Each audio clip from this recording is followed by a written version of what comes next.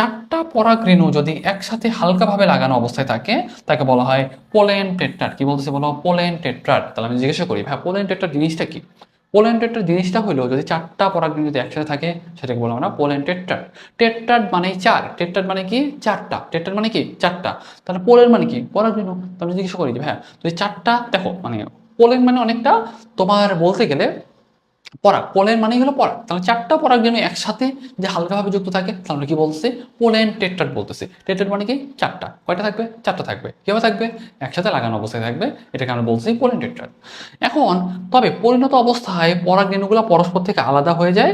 তবে এইখান থেকে একটা জিনিস দেখো, অর্কিডাশিয়া এবং আসক্লেপিডিয়া, এখানে দেখো এই গোত্রের উদ্ভিদের পরাগরেণু পৃথক না হয়ে একসাথে লেগে থাকে, এদেরকে বলা হয় পলিনিয়াম। তাহলে কোশ্চেনটা এভাবেই করে, পলিনিয়ামের উদাহরণ বলো বা পলিনিয়াম কোথায় পাওয়া যায়, এভাবে কিন্তু কোশ্চেনটা রেডি করে। তাহলে কোশ্চেনটা তোমাকে মনে রাখতে হবে ভাইয়া পলিনিয়াম কোথায় পাচ্ছি?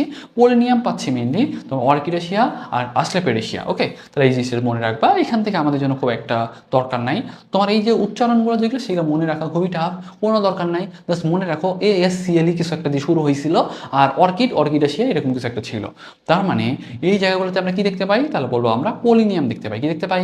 পলিনিয়াম দেখতে পাই।